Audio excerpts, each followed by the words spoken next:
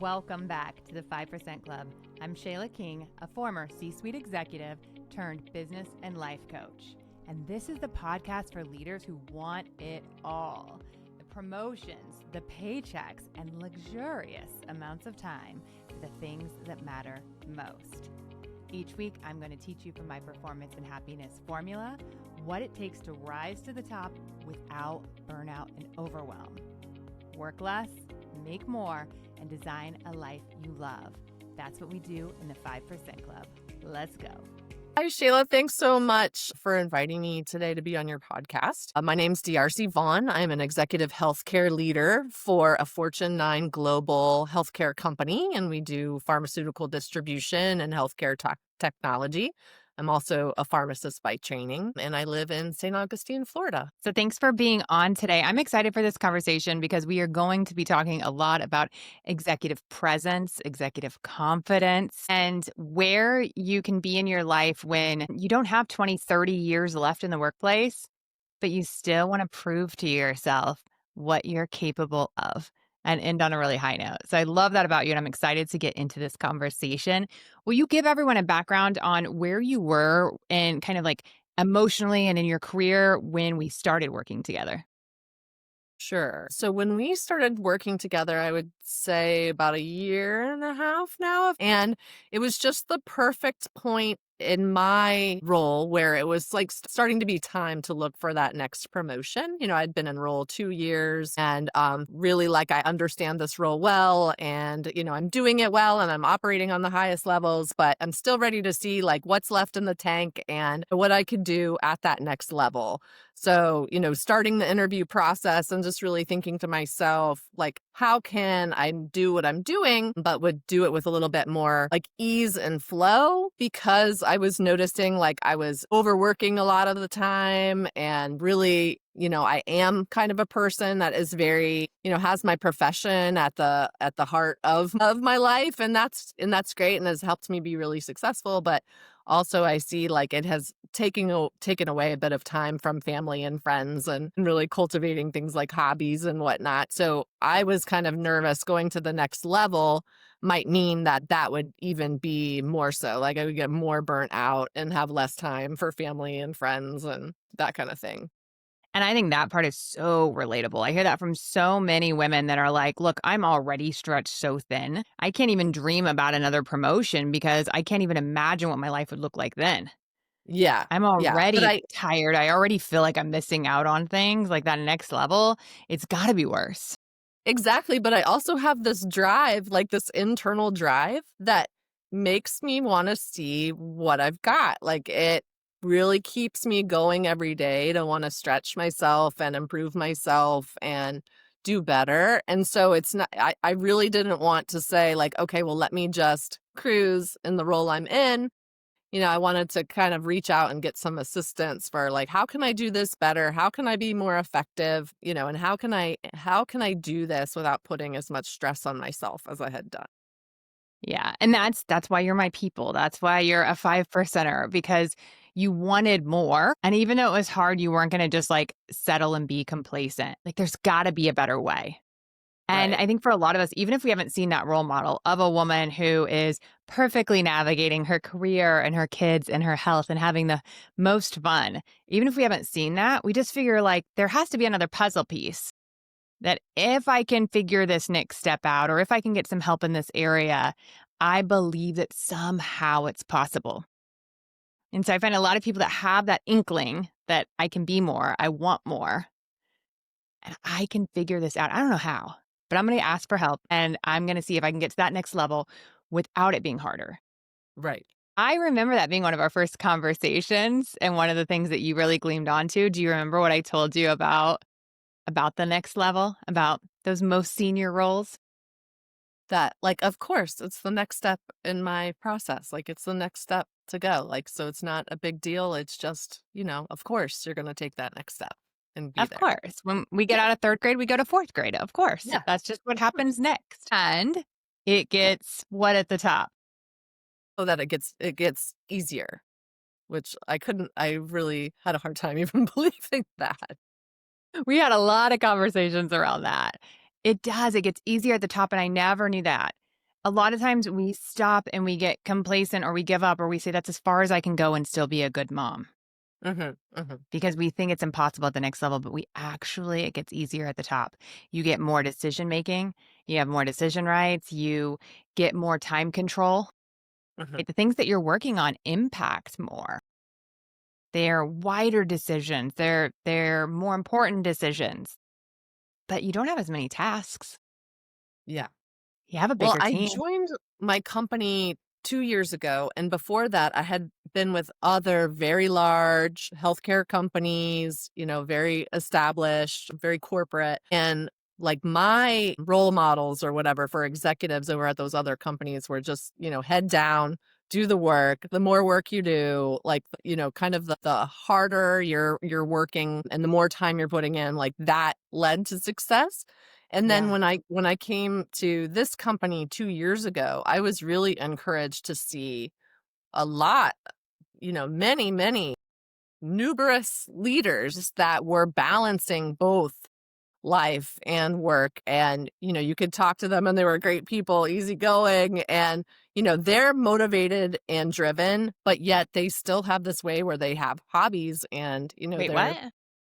they're successful with their families. And so it's beautiful to watch. Like, I'm feel very fortunate to be at the organization I'm in to see how these leaders are thriving. And so I know now it's possible here at the organization I'm in, and in general it is possible, but just trying to figure out, like, how do I make that work for myself, and how do I turn myself into this executive leader that is well-rounded and balanced and doing great work, strategic work, while at the same time, not burning out. So I think Yeah. that's what definitely, when I found you and I learned about the work that you do, that was really what attracted me to working with you, is that I knew you were a life coach, and that's been very powerful in my life as well. But I also knew that you had a deep history of how to navigate well in a corporate environment, and use life coaching as a part of your coaching tools. So that was really important for me to work with someone like that. So that's what attracted me to working with you. I love it. Yes. So that's the 5% way, right? Like we still have the ambition, we still have the drive, and we're still achieving at that highest level. If we're doing it without the burnout, without the guilt, without the overwhelm, without feeling like we can't add one more thing and Yes. getting back Guilt to and ourselves. overwhelm, I would say, were kind of running running the show at the time that I sought out some coaching for that. Guilt and overwhelm, is that what you said? Yes. Uh-huh. Yeah. Yes. Yeah. What does that look like for you? What that did look like when I was Yeah. in that cycle? Yeah. Feeling the need to want to raise my hand for every project, and getting those projects, but at the same time feeling like, oh wow, like now all these projects are hitting at the same time, where, in order to make this all work, which I have signed myself up for, like, I Mhm. need to, work harder, longer, to make sure that they're all getting the attention they need. So it was a lot of, like, overcommitting myself, Okay. to be honest. And then on the other side, saying, like, okay, well, I can catch up on the evenings and weekends, or like early in the mornings before everybody else has come into work. So But your it version just of 11 to midnight was more like 5 to 6 AM. yes, yes, I'm more of a morning person, so you won't find me at 11 to midnight, but definitely, like, definitely 5 to 6, 6 to 7 was definitely a pattern for me. And I couldn't see, like, okay, how am I gonna get out of this? Like, I Yeah. just was continuing, and I didn't see how I could have that stop and yet still be, like, a motivated employee, respected by my leaders, that kind of thing. Yeah, because a lot of times it feels like that effort and those hours are what's getting us the respect and the accolades. Mhm. And we miss that it's actually the value that we're bringing to the organization, and that value doesn't have to come in long hours, and it doesn't have to come in variety of tasks. It can come in getting the few critical things done really well. And so let's talk a little bit about your transformation. So you were a one-on-one coach with me for a year, and now you're in the Performance and Happiness Lab. And in both, we use the Performance and Happiness formula, which Mhm. is results, relationships, rituals, and mindset. So talk to me a little bit about your transformation when it comes to, signing up for everything, working those long hours to where you are today where you feel more in control of your schedule, but don't feel like you lost any of the or maybe even gained any of the impact you're making. Yeah. So I think one of our first exercises together was the November challenge where you told me that I would need to say no to any new optional project or any new opportunity that came my way, that I would need to say no or at least not say yes right away before coming to evaluate it with you like during one of our sessions. And I remember at the time being so freaked out about that whole process that someone was going to think that I wasn't as motivated and that like I was taking my foot off the accelerator and that um I was trying to take like a lazy way out. What ended up happening is like when I wasn't the first one to go for the project or the new thing that needed to get done, it allowed some of my other like coworkers and colleagues and frankly maybe some people more suited or had more passion for that particular project to come forward and say, "Oh, hey, I would like to do that." And turns out like they probably, they may have done that thing like much better than me because they had more passion around it. Like I was just like excited to hear about it, like knew it was a new opportunity. So wanted to raise my hand and take it. But what that led to is like when there was a lot of busyness, I might look busy and then not be the person chosen for maybe the larger, more key project on the team. So that was kind of an issue. So once I started to see that other people, like if I don't raise my hand, other people will come forward. Like other people do a great job. Like we need to allow them to lead as well. And it worked out just fine. And I was doing even better work on the projects that remained with me and even was able to take over some of the more marquee projects and do a great job with those. Like that was powerful. And I was working on really important work that was getting me noticed, but that, also wasn't burning me out and it was essential to our team. Yeah. So we look for saying no to the office housework, of course. Then we look at saying no to the non promotable work. And so we follow like the nothing new path. And so instead, what you're saying yes to is the work that gets you promoted, the work that gets you paid, and the work that makes you happy. Yeah. So talk to me about that time when your boss pulled you aside and said, "Why don't you care about your job anymore? You're saying no to everything. You're not That volunteering anymore. What is wrong with you? I don't know. Your job's unstable. You're not meeting expectations." Tell me about that conversation. that never came.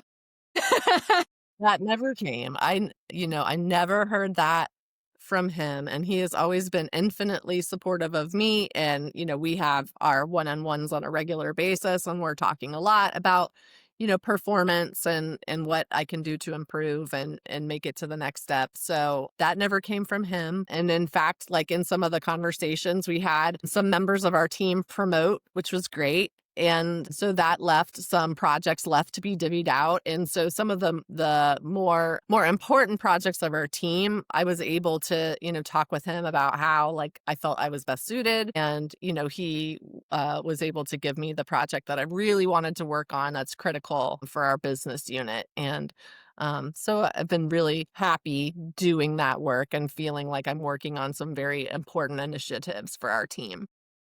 Yeah. And if you would have kept saying yes, you would have been too busy to. Yeah. And we No, talk about this a absolutely. lot with the tragedy of the high performer, where then too your boss will be like, "Oh, well, I can't give it to DRC now because she's so busy with all these other things that I care about, Mhm. but I don't care about them as much."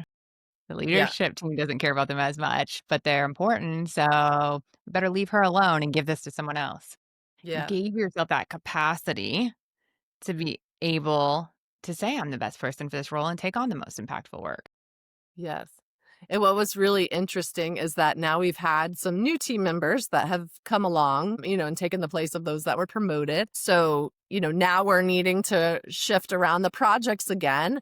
And so it's talking about, okay, DRC, it looks like you've got a really full plate. Here's some projects maybe you can, divvy out to other people now that we have, more people on the team. And it was so funny because for a split second, I had my old thought processes where I was like, I don't know if I'm ready to give that one up. And it caught me in a moment, but it made me realize like, this is it. Like, this is exactly the point of This is this coaching. And this is exactly the coaching working, that other people are getting the projects, and actually, like, this person that's come has like a deep expertise in this subject area, and she's going to be amazing on this particular vertical that we're giving her. So it's going to work and out. your boss is now protecting your plate. Yes, yes, Your boss is saying, "You're working on something so impactful, I wanna take other things off your plate right. because it's so important." I mean, how Yeah. cool is that? Is it totally flipped. It's totally full circle. And I've come, also through our coaching talking about essentialism, is that, making sure you have energy, like thinking about doing less but making more momentum in the important work. So part of that coaching was that you said, like, try and focus on like one major advance in work, like in the morning, and, try and think of in the afternoon, make one other piece of work that's very significant, and try and do that every day. And if you can do that every day, you're going to really make progress.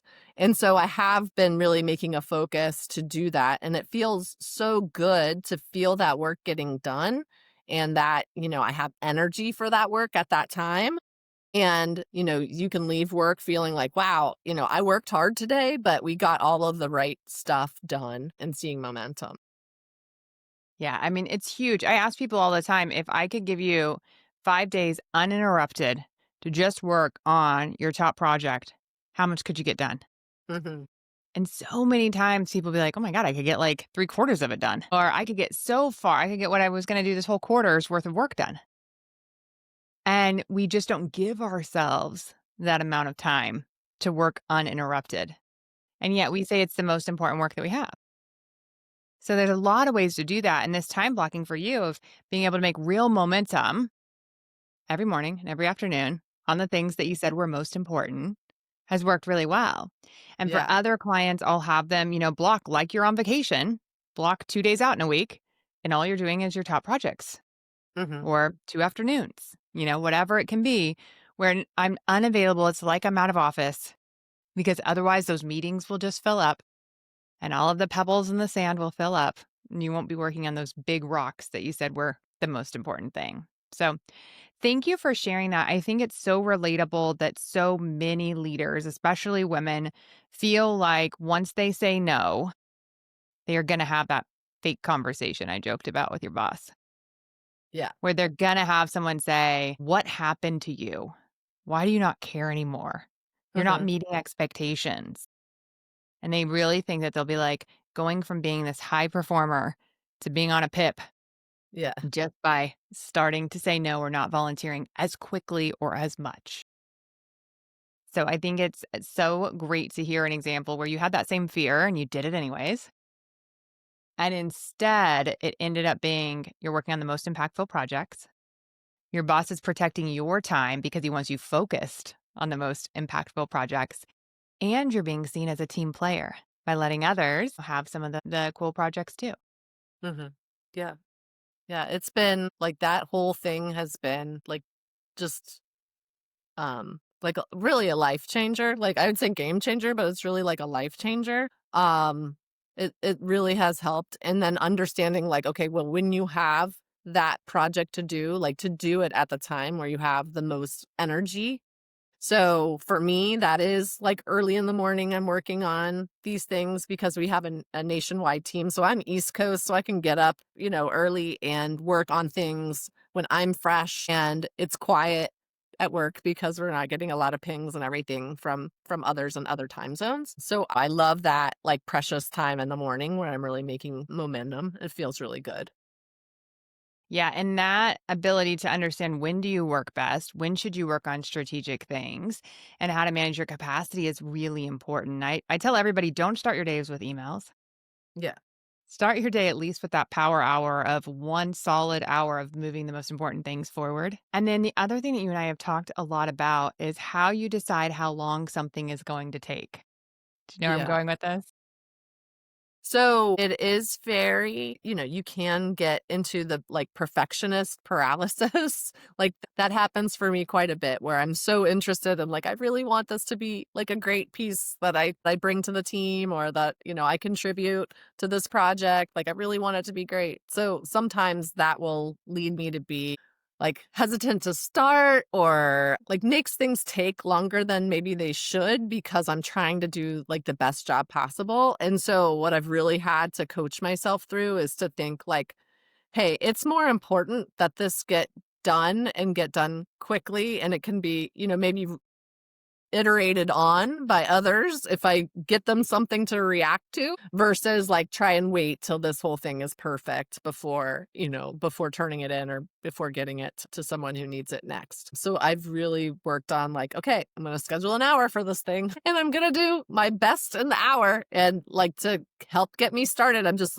put something on a paper, like just start typing or just start iterating with Copilot, start talking to Copilot, and it'll get you started. And then from there, you can, it lets the perfectionism melt away and you can just get moving already and get working on it. That's been really, Yeah, I love it. So we talk about that, like you said, get it off to other people so you can get the feedback back and keep iterating. And there's other tasks that you're the sole owner for, where it could Mhm. be like prepping for a meeting. How long are you going to allow yourself to prep for a meeting? And so instead of saying like, I'll work on it this afternoon, I have DRC decide, and she'll say, for this meeting, I need 30 minutes. And so by the end of that 30 minutes, she's done. Meeting prep is done. She's ready, right? Or this deck, I've got an hour to work on it. And so she's going to spend an hour. And by the end of that hour, it's done. yes. That time has been spent. And it's a huge shift for anyone's schedule. If I say, I'm going to work on the podcast this afternoon, no, I'm going to write and record a podcast this afternoon, and I'm not going to give myself the whole afternoon. I'm going to give myself 90 minutes. And at the end of the 90 Mhm. minutes, it will be done. I also Yeah. like the analogy of like, how long does it take to write a book? Yeah. Well, how long are you giving yourself? Hmm. Right? However long you give yourself is how long it will take because we always do what we say we're going to do. And we honor our calendar because we chose it with our frontal lobe when we were in a strategic planning mindset, when we knew what was best for us. So then later, when we come to our schedule and we go, but I'm tired and I don't feel like it and I don't want to, or I don't know if it's good enough. You go, well, that's what we designed. That's the plan. We follow the plan, right? Yeah, it's great. Great. Awesome. All right. So we talked a lot about essentialism, about saying no, about focusing on the highest work that there is. Let's shift gears a little bit and talk about executive presence, which I Okay. know is another area that has been important to you with our work together. Yes, absolutely. So executive presence. I think we were getting to this like midpoint in our coaching or a little bit further. And you said to me in a coaching session, I think your thing is confidence. If you could just get more confident, like you would be good to go. And so, I really reflected on that. I took a couple days to really like absorb that information and that coaching.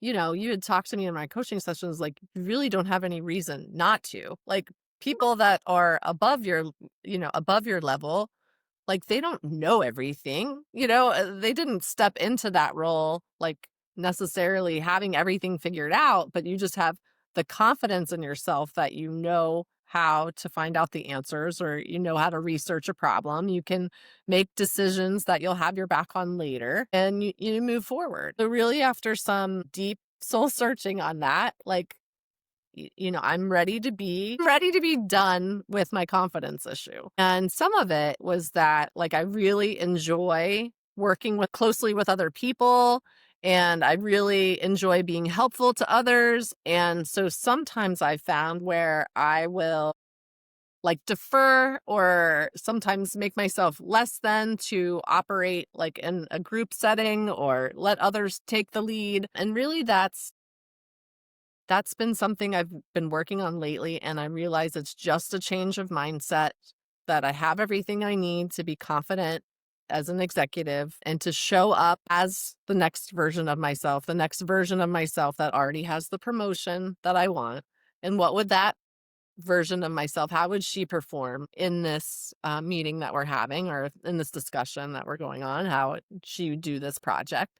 And it really helps me tap into like the next right steps and feel pretty natural about it without having a lot of the mind drama, overwhelm, anxiety that, I might be thinking was coming for me in the next version of myself or in the next level that I would get to. So I love it. it's Yeah, we work a lot on self-concept work. And for those that are new to it, we have kind of a script for ourselves and a thought process of who the character we are is. So if I asked you to write a movie and describe yourself and you're having to write out the script and write out the dress and write out how she acts, you know what that looks like for yourself. Well, hmm that's all baked into your subconscious. So you show up in the way that you expect yourself to show up. So if you want to change and go to that higher level, then you've got to start thinking about who is she? hmm How does she show up? How does she think different, feel different? What does she feel like when she walks in a room? When someone says something condescending to her, what is her first thought? hmm Does she have her own back? Right? Does it even bother her? Or does she have so much unshakable confidence that she doesn't care because silly little people be doing silly little things? hmm hmm And so the more we spend this time thinking about what we want our next level of ourselves to be like, then we can just start acting as if we're already there. So hmm let me start showing up in my life now with those habits, with those thoughts, with those actions as I become it. hmm Right. And so it's not pretending in a way that is fake and negative. It's practice. hmm It's practice being that next level until it's just natural. It's just who I am. It's just what I do. And so we did a lot of good work with you starting to see what that next level version of yourself is. And I loved the day you go, yeah, I'm done with I'm this. just done. I'm just done. It's ready to be done. And some of this work that we do, you literally can shut it off in an instant. You can just say, now on, I'm not going to have that thought anymore. Yeah. Yeah. Or I'm catching myself much faster. Like I will hear the self-talk and it will, it could go negative and I'm catching it really fast to say, well, wait a minute. Is that true? Like that might not be Yeah. true. And in our final, we're getting ready to go through the November challenge. And in our final week of it, it's how to say no to negative self talk. hmm And we talk about in there how you catch it and how you name it as your inner critic and how you're able to see it and hear it and know that just because you have a thought does not mean it's true. hmm And you could turn that volume down and turn the volume up on all the good stuff. And Yes. so I know you've been very intentional about that as well. So kudos to DRC 3.0. Yes. Yes. I'm feeling so great and calm and comfortable in my skin and what I have to contribute both professionally and I'm feeling much more energy. Like I feel Good. much less drained. You know, has always been the same. Like this work has been the same. What I'm doing is the same. Like I had like such a passion for it when I started and still now like I love my role and what we're doing. But this was entirely on me that I was causing myself burnout. And so I'm so happy to have found someone who can help me navigate like, okay, well, here's what you do when you're in that situation. And yes, like meditation and self-care and like all of that does come into play, but it's also boundaries, saying no. Like it's no one's fault but your own if you allow them to cross your boundary. And not that that's necessarily happened at work. Like nobody's crossing my boundaries, but I have not put up the boundaries for anyone to cross. Does that make any sense? It does. It does. Yeah. You're not in some disrespectful culture where everyone's asking for Right. way too much out of you. But you No. also haven't said, wait, what do I need here? Right. What works Exactly. best for me? What is my optimal structure? Where do I want to put up some of these guardrails? Right. Yes. And you just said something that was really wise. It is true. It's whenever we feel like we're being taken advantage of, Yes. whenever we feel like they're asking too much from me or they're, taking too much from me, that's Mhm. actually our own self check. Yeah. We're giving too much because we shouldn't give something only based on what we'll receive back. We should give the amount that we feel grateful giving because we don't have to do anything. Yeah. We don't realize this. We don't have to do anything. Right. And the discernment that I think is an important part of being like the executive leader is knowing like, oh, hey, there are all these great ideas. Like there's no shortage of great ideas out there. There's so much great work that we could all do, right? But we all have limited capacity. Our organization has limited capacity. So we have top 5 priorities every year, right? So what are those top priorities going to be for the business? Well, you have to do the same with yourself. You can't accept every priority as top priority or even like necessarily always on the list of like, oh, well, we'll get this done at some point. Like, no, really, like cut it. Like, just know you're not working on that. And we're going to focus on these 3 to 5 things that really will move the needle and are important to our business. Yeah. So we just kicked off the Performance and Happiness Lab, and one of the modules in there that everyone is so excited for is executives, system strategy, and storytelling. And Yes. in it, we create a deck that you use with senior leadership to be able to present your business, what you're working on. And in it, there is 2 pieces to that. One of which is that you have a parking lot. So I've told you what our priorities are. Now here's a parking lot. If we happen to get extra time, if we've got capacity between, and things that are in somebody else's court at the time, we'll go to this parking lot. And so once you know these things are not priority, but we're hoping to move the needle a little bit as we have capacity. Then we have a you're not doing list. And this gets you that head nod that we're all agreeing this is not a priority for this year or this time frame. And there's so much freedom in that. And in business, we have so many discussions around what the priorities are. Priority, by the way, was originally, it's supposed to be a singular term, but we've made it into multiples. But what the priorities are, we don't have conversations around what we're agreeing we're not doing. And the more we can focus our teams to this is where I want you to spend your time and energy, then the more we actually get done. And those are the things that if this doesn't get done, nothing else matters. Otherwise, it's law of diminishing return. And I see this happen at organization after organization that I work with. And they say, well, yeah, we didn't get the thing done that we said was most important, but we really moved the needle on all these other things. We really moved the needle. You hear that all the time. But you didn't get done what you said was most important. Right. And so as we build out those strategy decks for each leader that's in the PH lab, they will have the tool to go back to their leadership and get the head nod on what they're not working on. And they can use that to go back to their team and say, you have zero expectation to do anything on these items this year. So let's not spend any capacity on it because it's every minute you spend on that, it's a minute you're not spending on what we said was most important. So we all have to understand our opportunity cost. And so really great point. I appreciate you bringing up the what we're not doing as well Yes. side of it. I'm eager to dive in more to the PH lab and get even more goodies. Yeah, it's going to be so fun. Okay, so we've talked about results. We've talked about rituals and having physical energy. And that is important too, because your boss has to see that you have physical capacity for things. And if you are completely drained when you come in, then they're not going to believe that you do. And you mentioned something earlier that I wanted to hit on, which is around your job's been the same, but your energy level hasn't, Yeah. right? So many leaders that I work with come home exhausted. And y'all, we're not doing physical labor for work. We're walking into an office or our home office and we're sitting in a chair. So why are we so tired? It's because of our thoughts and our feelings, right? It's the emotions that drain us. And so when an interaction happens at work and we have a thought about it and it makes us feel crappy, then it drains us. And when another interaction happens and it's stressful, and then we go from that stressful thing to this stressful thing, and our cortisol rises, and then it actually depletes our physical body. And then we go home to the people we love the most and what we're working for, and we have no energy. Like, please don't talk to me. Please don't talk to me.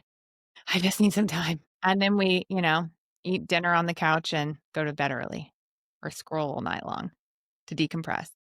And so what we learn to do is we learn how to live in the exact same environment, same job, same boss, same coworkers, and feel completely different. And that's a lot of the thought work we do. So I know you kind of alluded to that. Is there anything you want to add around the thought work, the model, anything like that that's been helpful for you? I think the whole, one thing that's been really triggered for me now is as people say, like, oh, I'm so busy. Like, I'm so busy. We're so busy. Everybody's just busy all the time. But I have some really good examples of great leaders at work, and they never seem busy like that. They really have it dialed in, like what they're working on, what's important, what they're getting to, what they're not getting to, and they're not like busy in that classical sense where they seem overwhelmed and anxious and that kind of thing.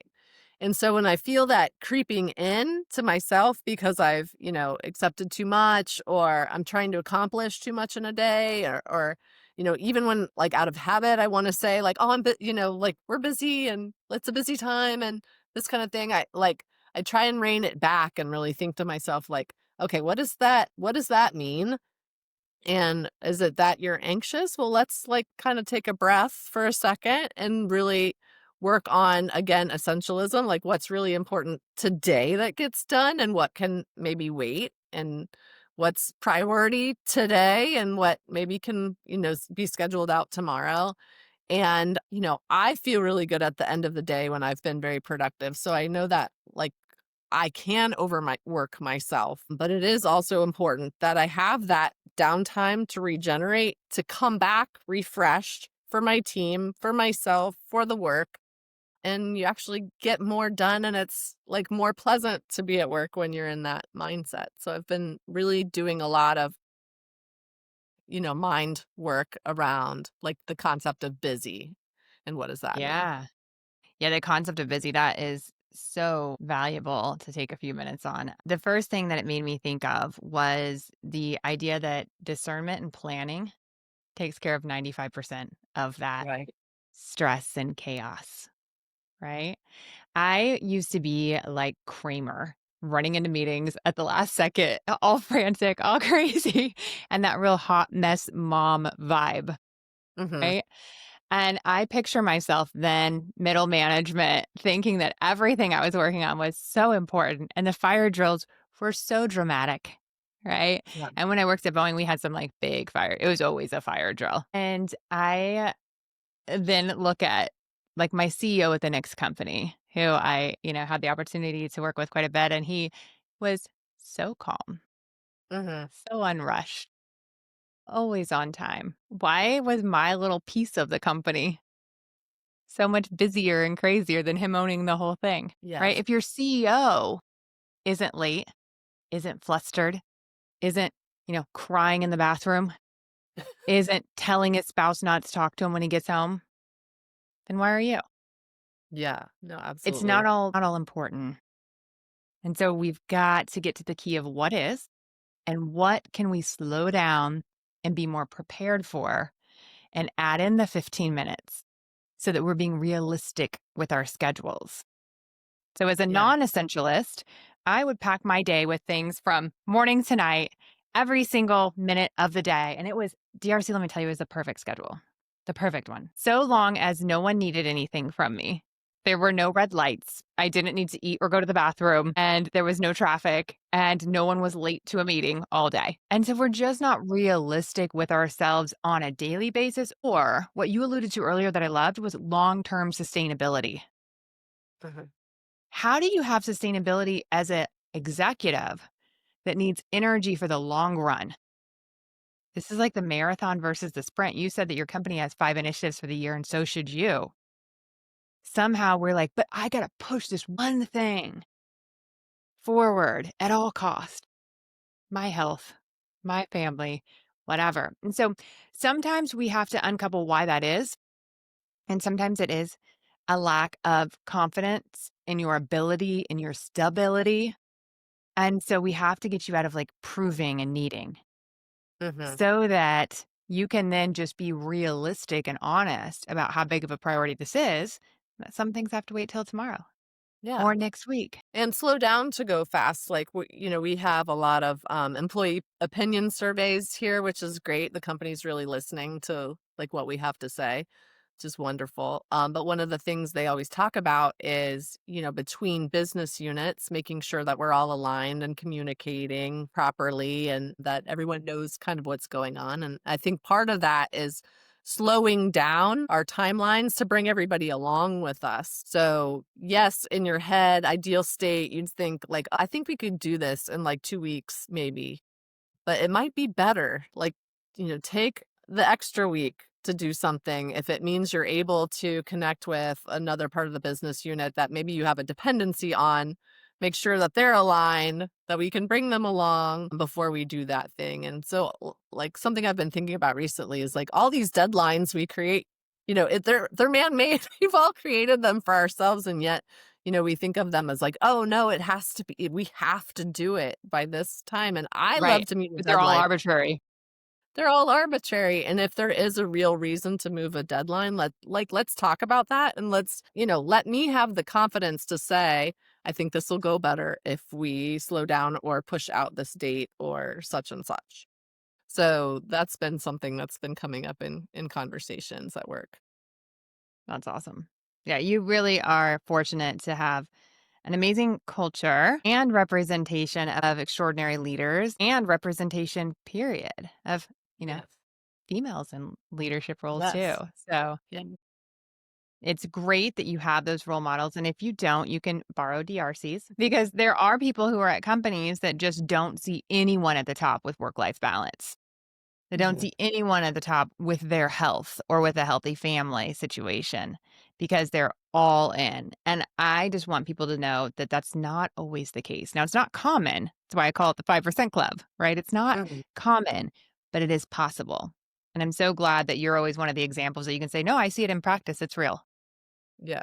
But it was 20 years of working in this industry before I was able to find an organization that, really did walk the walk on work-life balance and, coming to work as a whole person and that kind of thing. So I feel very blessed. I love that. All right. So we talked about results. We talked about rituals. We talked a little bit about mindset. What about relationships? So do you want to talk personal relationships or professional relationships? Yeah. And that's the thing, like for anyone who's new to me, everything that I do is about being a high performer and being happy. And that's about your whole life, not just your work. So we will flip from talking about a board meeting to talking about an in-law, right? It's everything that you need as an executive to be a high performing and happy executive. Yes.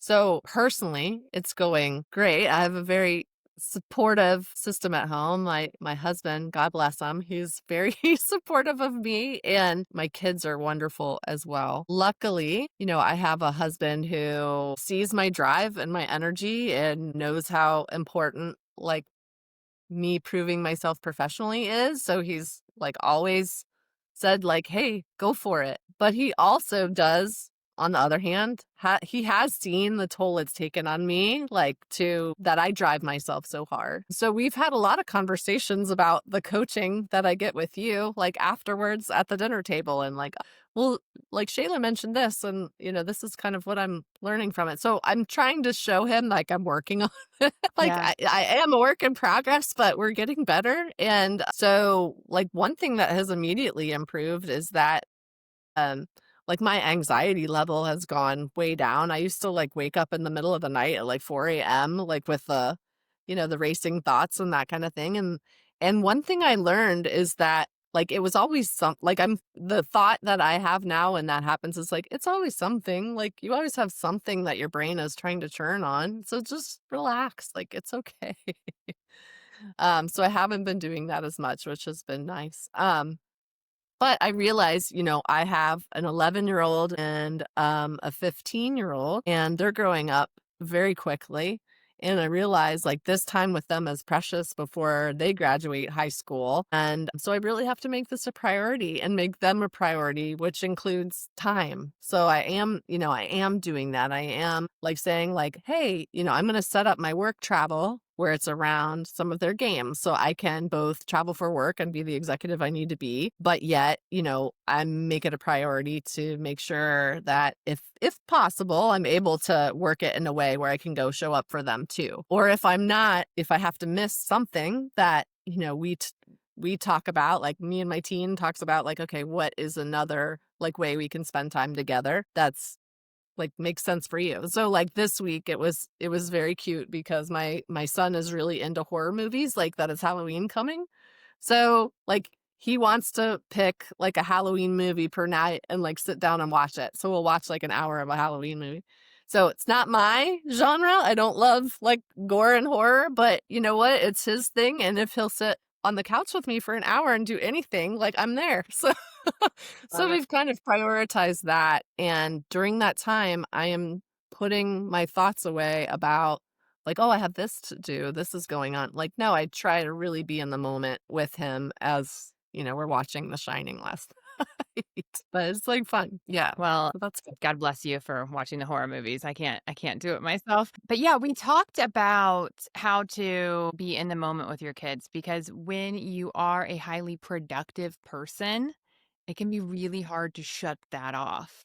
And Mm-hmm. so just finding the thoughts, and I'll just say for anybody listening who's working on that, some of the thoughts that we've discussed is things, and this works for me too, is I'm right where I need to be.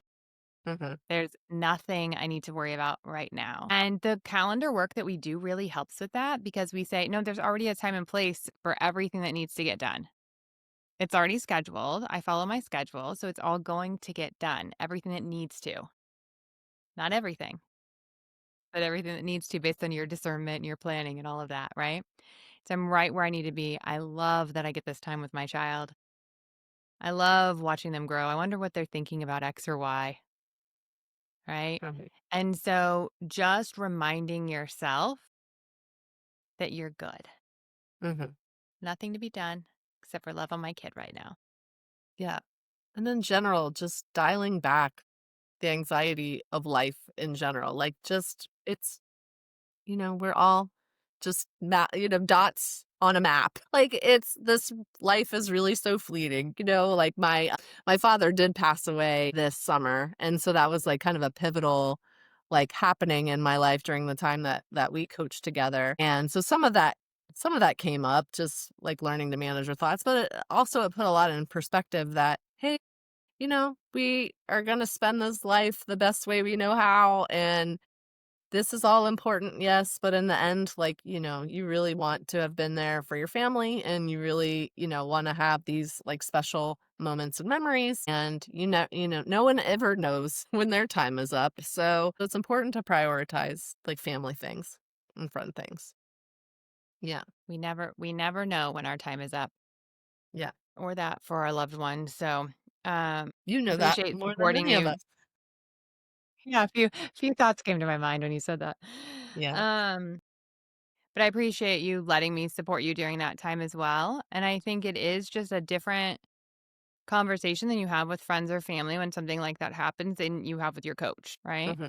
My Hmm. number one thing is caring about you and making sure that you're okay, but it's also letting you have any feeling that you want. And sometimes it's what you're not supposed to say to other people, or like just any and all of it is allowed and okay. And we can talk about every angle of it and be realistic and make sure that you are protecting yourself during that time and giving yourself what you need during that time.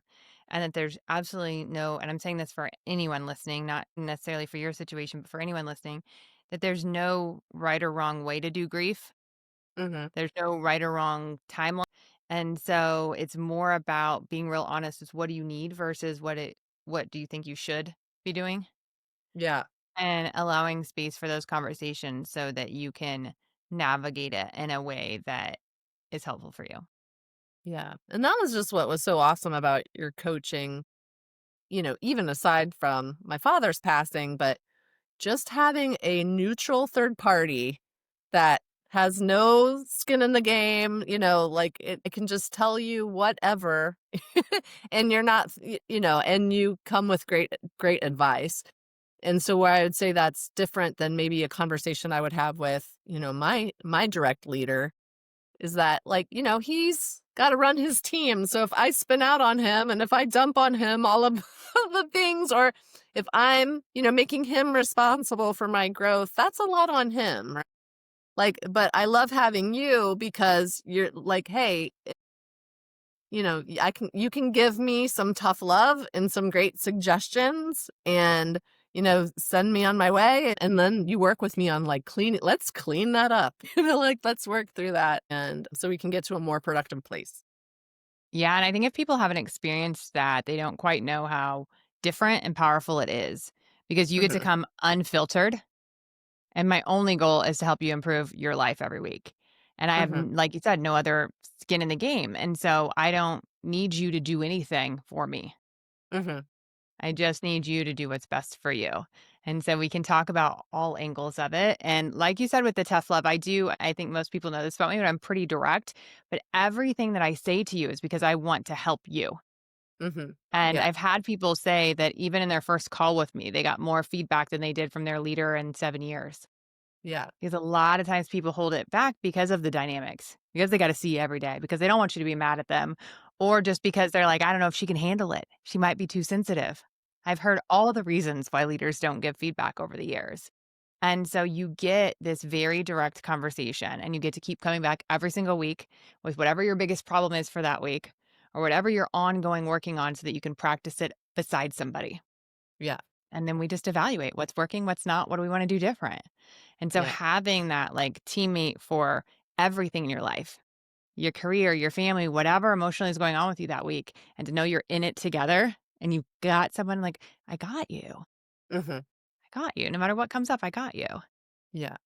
It's So just, the it's it. combination of the fact that you're a life coach, but you have been a people leader at a very large corporation and executive levels of multiple large corporations, like that really helps me to know I'm in the right hands, that you're going to give me sound advice and that I can take action on that advice. And then I can come back later and say, okay, this is what I tried. This didn't maybe work so well. Or what do you think of this?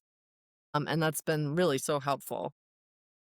I love it. And I love to remind you of who you are, Yeah, the that's good. badass that you are. Well, thank you, Shayla. So tell me, what have we not talked about that you want to make sure we cover? I know one thing that I thought might be helpful because I talked about it in a meeting at work and someone reached out to me and said, it was really helpful to know that. So I've been in the process of interviewing for a bit now. So I've Yeah. interviewed for two different roles. It actually started I guess this year, January. So I interviewed for a role at the same time there was a different role that came up that I interviewed for. Well, we have multiple interviewing And these rounds. are both internal, right? Yeah, they're both internal and multiple rounds going over a course of a couple months. So it's a big energy investment as you're trying to prepare yourself for these interviews and show yourself in the best light. And so really, that was probably something I was putting maybe a little too much time and energy to spend multiple hours like really making sure I was well I prepared for did those start interviews. asking, "How much time are you gonna give yourself to prep for this interview?" And she's like, "Friday afternoon." I go, "How much time are you gonna give yourself?" Yes. So I've been tweaking that and it's been working. But so I've had there were like 4 rounds on each of them, and I've got to the very last round and then found out I was like the second, candidate from being chosen. So, it was a long, drawn out process, and sometimes it felt like, "Oh, but I really wanted that role that I did not get," and this happened twice. And so that can feel in the moment like a little bit like, oh man, I'm really kind of sorry. Maybe I applied. Maybe I should have not spent so much time and energy doing that. But really, throughout the process, I was able to meet some great leaders here within the company that I was able to show off my skills to a few different people that had not known that about me or about my previous experience, that I was able to show some examples of some powerful work I've done in the past at other organizations. And I've been able to keep those relationships going from those interviews that I did that, maybe didn't result in a job at that time, but I am feeling confident that it portrayed me in a different light to others within the organization and gave me great experience in what it is to interview at this company and what that looks like. And, I'm feeling much more confident after a number of interviews. And so I don't feel like there was anything lost in that process. And only there was a lot there to gain by establishing new relationships within the company that I would have talked to these people unless we were paired together for this interview process. So Still think there was lots of great things that happened there, so it was not a waste of time, Yeah, and I'm it's glad I an did. amazing, powerful example. One of the things that we work on is learning how to fail without shame. And Yes. so, largely, this interview process could be very frustrating how much time was spent, how distracting it was. And then I was the first runner up twice. Like, come on. Mhm, And instead, being able to think about two things. One, who you became during the process. mhm. Because as you prepped and as you showed up in this new light, I do think that you practiced that executive presence and got to work on that. And then two, like she's saying, that exposure across the organization with people that you wouldn't have otherwise. And when you're at a giant organization like that, there's people all over the company that you won't ever work with unless you're in a situation like that. So now she has more fans, more people who are like, oh, she's amazing. And even if it's not an opportunity on my team, I could refer her for something else. And she just got to show up as her authentic self, as an extraordinary leader and impress other people. Yeah, And so and I'm none of more it was a thinking of it waste of as, like, time. sowing those seeds, for the Mm. next go round, and so And it does two things. So it plants the seeds with the people, but it also improved how she interviews. Because when you don't interview all of the time, too, like it can be nerve wracking and clunky. And now she's like, oh, I got this. I know who I am. I know how to explain it. I know what I do. I know what I bring to a team. And it just like flows real easily now. So I am super proud of you for going through those processes that were very long, multiple interviews over multiple months, right? And not letting yourself see it as a failure afterwards, not shrinking and saying, let me go hide in my hole now because that was embarrassing and I failed, right? yeah. That's really easy to do in that situation. That's what most people do. I have a episode called The Pill Box and how to get anything that you want, and it's how to get in the pill box. And you are going for the pill in the pill box. You're going for that Right, promotion. You're going to get in and you've tried a couple of ways and they didn't work yet, and you're still going. right. You haven't retreated. When I listened to that episode, I thought just about that, like, what if, I'm just the next interview away or the next position away from interviewing and I'll get it, but even if I don't, like, it's just thinking about it as the inevitability, like, everyone moves up if they're trying to move up, right? Like, I mean, it's just a matter of time, like, I will find my fit, Yeah, and so it's it is coming a from matter of time, and you absolutely will. And even if you never did, you're growing every time you do that. Mhm, Like, absolutely. I know that you'll get whatever role that you want. Like, I know that it's coming. Mhm, And also, who you became in the process is a cool enough outcome. yeah, yeah. So I thank you for that because you were very encouraging throughout the process and, met with me sort of impromptu a few times to like prep for some of those. So like I thank you so much. And I think that it was a great learning experience. Yeah, I love it. I'm actually going to take some of the work that we did to prepare for the interview and create a one off course on how to land the job.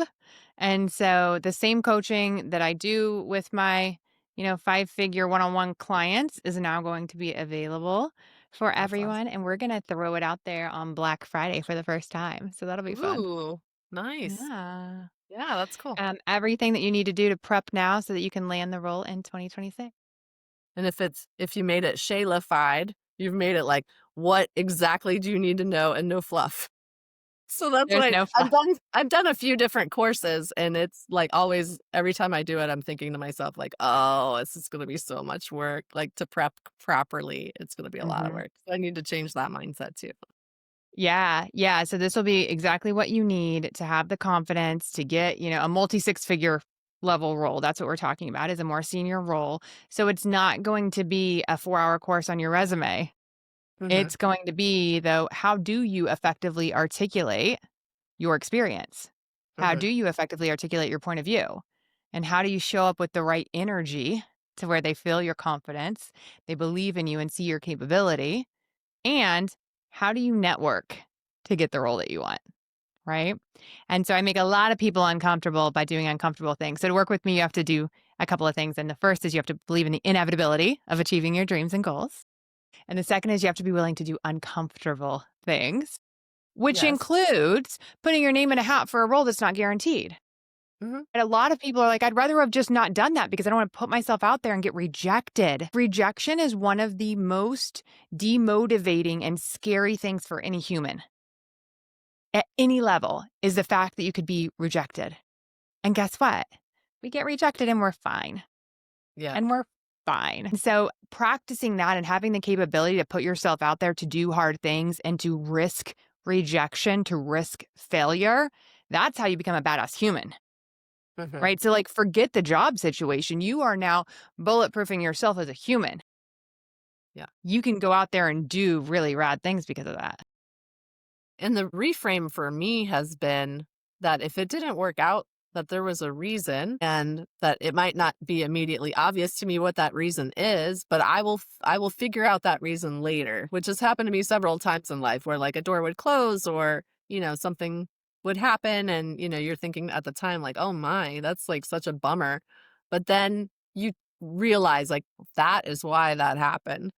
So I feel pretty sure that, speaking or whatever you want to call it, the reason that I did not get one of those promotions is that I did have my father was very sick over the summer for a couple of months. And kind of the energy of working with him over that time and visiting him a couple times. Then, my husband had a significant birthday. He turned 50 and we went on a trip. And then we had our 20th wedding anniversary and we also indulged in a trip. So I had some life going on that had I Yeah. been starting a new job, it might have been like, pretty hard to be fully dedicated and devoted to my family during those times, and thinking about like, oh, I've got this new job. I've got to make sure I get home really quick and jump back in All and that pressure. Yeah. And all the so you had pressure. the time and emotional capacity Right. to grieve and to celebrate.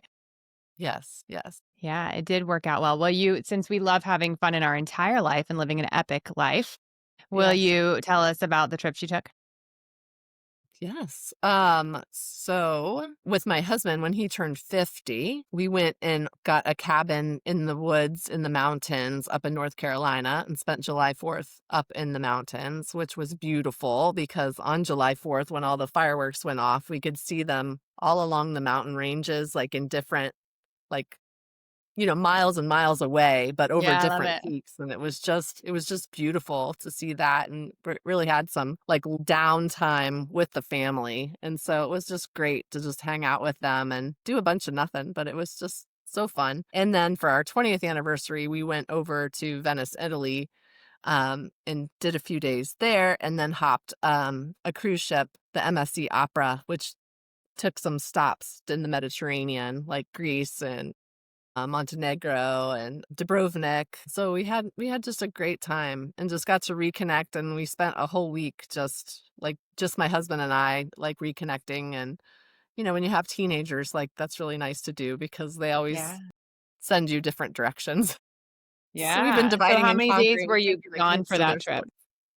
sports. We were gone a total, I think it was 10 days total. It was like maybe 2 weeks. It was 2 weeks. Yeah. Yeah. Because we went I love around that a because I couple. think a lot of people don't think that they have the capacity when you have a big job to also be able to take some of those luxurious trips. And I know it's something that you guys had planned for a really long time, and I'm really proud that you're able to do it. Yeah, and while I was on the trip, I was not, like, having the guilty thoughts about being gone from the trip, like, Yeah. prepped the people that were kind of taking care of things in my absence and let them know, like, what to expect and what's coming, and it was a little bit of a downtime when it happened anyway, but, it was I knew that I was leaving it in capable hands, and we had great people in my absence, and they could do a fabulous job as well, so it I came love back, it. and yes, there was a lot to get through, but it was fine. It was great. Love it. And if you want to plan your epic life with DRC and I, will be in Epic 2026, where we create 10 different adventures for the year. And it gives you something to like always be looking forward to. And they can be micro adventures or big ones like that European trip, and allows you to intentionally design the fun in your life, not just your goals, but the actual fun. So that'll be exciting. That's coming up too. Everything is coming up. I feel like that's just this time of year. We're busy bees. I know, it's gonna be great. Okay, let's wrap up Tell me real quick, you actually have seen both sides of working with me where your company has supported it and you've done it on your own. So will you share with people ways that your company can support coaching? Yes. So at our company, we have an educational benefit, and I think a lot of corporations have them, just often you're not looking for them, but really look through your employee benefits information. You may find that you do have an educational benefit. And at our company, as long as you're doing something that's making progress towards the goals that have a business impact, you can talk with your manager in advance, get the approval, and submit for reimbursement once you're done. So I have used my educational benefit in that way, going through some of your courses and receiving a completion certificate afterwards. And then I've also invested in myself because I realize that, this work is so powerful for me and I've been able to make so much change in such a fast period of time, and that I really look at the ROI here as, if I am able to, at some point, which I have no doubt I will get promoted at some point in time, that it will have made total sense to have invested in myself. So I'm ready for that next level. But then also, like, if I never, got that promotion, like, I still feel like what this has added to my life has been incredibly beneficial in how it's allowed me to, you know, show up to work more fully, with less anxiety, with less stress, more confidently, and also be able to make a priority my people at home. So my kids and my spouse and the precious friendships that I have that I need to also devote time to. We always want you to get that ROI both on the professional side and on the happiness side. So I know it's coming in a direct promotion eventually on the professional side, but I'm glad to hear that it's already landing on the happiness side. Yes, absolutely. Thank you. Yeah. So, final couple questions. What would you say to someone who's on the fence about working with me? On the fence. Well, I think if this at all speaks to you in any little way, that you should go for it. You really should. I think just making the investment in yourself, taking yourself seriously enough to know, like, hey, I need some work here. I need someone outside myself to help me through what can be these like negative thoughts or spiraling thought processes. If you've been chewing on something yourself for a long time and can't make your way out of it, like in a half an hour to an hour session, Shayla can help you evaluate like what that thought is, why you keep having it, and help you retool so that you can get moving in a different direction and a more positive thought process. So, like, that's what I think is so powerful about life coaching. And then, like, Shayla is so powerful given her experience in the corporate world. Like, when you have like these things around your work, like, I think it's so helpful to get Shayla's perspective so she can help walk you through some of those minor shifts that you can make. They really are minor. And if you practice them, they will set in for you. But if you don't know what those shifts are that you need to make, you can kind of just spin out and you can spend months or years having the same thought over and over and over. So you might as well get some help so that you can work yourself out of that. And how would you describe this experience in one sentence? One sentence. I guess I would say in one word that it's very powerful. Like, powerful is the word I would use. I love that. And we're going to end with I want to know one thing that you are proud of yourself for. Good question. I guess I'm proud of myself for making myself the priority in this situation because it is an investment. And I think a lot of times, like, how I look at it is like, how does this contribute to the family? Something that we worked on through the coaching, and something like now I'm really getting like deep down in my soul, is that like I am the asset. And so like when I'm fully performing and at my best, like that there are benefits that make their way back to my family in the form of like happiness, relaxation, like my husband was saying how like what a fabulous time we had like on our trip together because I was relaxed. And so that was just such a big deal. So for him, he's like, go for it. Like now he's like very supportive of my coaching, and he totally realizes like how it makes its way back to him and our family. And so I've been really proud of myself for taking the step and then following through and re-upping on myself because there's been a couple different points where I've like said, you know what, yes, I want to do more. And like, I would like to, so I'm very excited about that. I love that. Yeah, there's 4 reasons that they say people struggle with the decision, and the first is, like, do I believe in coaching at all? Does it work? Hmm. The second is, do I believe in the coach? Do I think that coach is the right coach, and are they effective? The third is, do I believe in myself? Do I think I can actually get the results? And the fourth, especially for women, is, do I deserve to invest in me? Hmm. Or is that selfish? Is that wrong to invest in me? So I think it's really powerful to hear that that was something that's always a question for you. Just me doesn't feel right. It has to be for the whole family. But Hmm. you're seeing the benefit for your family. But regardless, like you're worth it alone, Hmm. Hmm. just for Yep. you, even if it didn't all keep coming back to the family. And I'm glad it does. Yep. But I'm proud of you for taking yourself seriously, for investing in yourself, supporting yourself, and knowing that you're worth it. Yeah. An asset. Love it. All right. Well, thank you for being here on the podcast today, DRC. I absolutely love being your coach. And I think you are an extraordinary woman and a phenomenal executive. Likewise, Shayla. I'm so blessed to be able to spend as much time as I do with you. Hey, corporate moms, getting excited for the holidays? Yeah, I bet. We need a few more things to do right now, right? Well, because it's perfect timing, I'm hosting my November challenge. So you can join us for free, and we are going to learn how to make the holidays less stressful and less busy and honor our yeses for the things that truly impact our lives, make a difference in our pay, in our promotion, and in having luxurious amounts of time for the things and people that matter most. So join us in there. It will teach you real skills every week in a very short and simple fashion, just like you need. So this can be your most relaxing holiday season yet. I'll see you there. Thanks for joining me in the 5% Club today. If you're ready to make more, work less, and design a life you love, then go to ShaylaMKing.com and join the waitlist. You'll be the first to know when there's openings to work with me in one-on-one coaching or the Performance and Happiness Lab, my group container where you will learn to be a high-performing, highly paid executive who loves your whole life. I'll see you there.